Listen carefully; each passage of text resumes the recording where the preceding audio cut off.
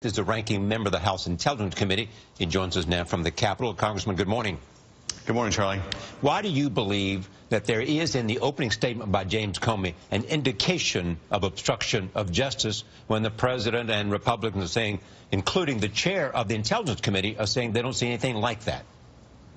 Well, there's certainly evidence here, and if you were prosecuting a case of obstruction, you would admit the entirety of Jim Comey's testimony. And there's not a judge in the land that would exclude it as not relevant to the question of obstruction. But the fact that there is some evidence here doesn't mean that you have proof beyond a reasonable doubt. This is obviously still very early. Indeed, we haven't even heard the oral testimony of Jim Comey. What I would look to try to find out in today's testimony, among other things, because I think we have seen a lot of the outline of what he has to say, is who would be able to corroborate this testimony. Who did he share this information with? What can he tell us about the notes that he took and when he took them? What else can he tell us about some of the details around these conversations?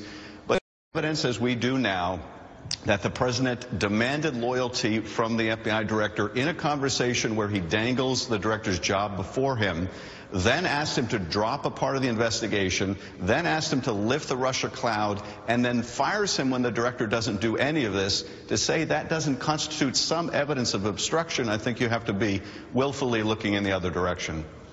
Well, in terms of corroborating it, I mean, he says in his statement that he shared his recollection and his memos with senior FBI leadership at the time. But let me ask you this.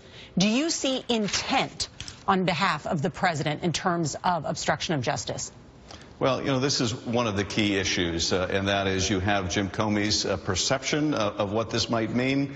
You have the actual statements themselves. We're going to want, I think, as much detail as Jim Comey can provide about those conversations.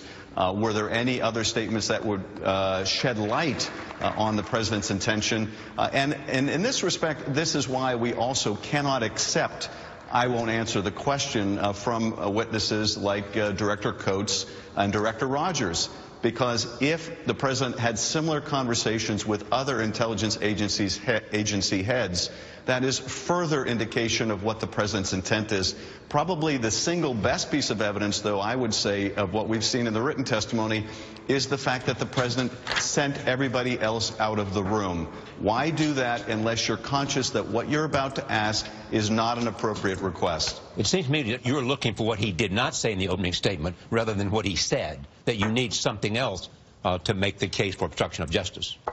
Well, no, I wouldn't put it that way, but I would say we know, I think, from the four corners of his statement, largely what his testimony is going to be. I assume he's going to testify completely consistent with that, and I would have to strongly disagree with my colleague, Lindsey Graham. Bob Mueller is not worried about his testifying.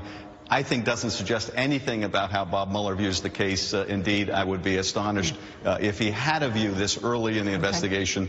Rather, I think it shows confidence that Jim Comey will be consistent in his testimony before the Senate and in any later proceeding. But I wouldn't read any conclusion into that one way or the other. Congressman Schiff, thank you so much. And in our next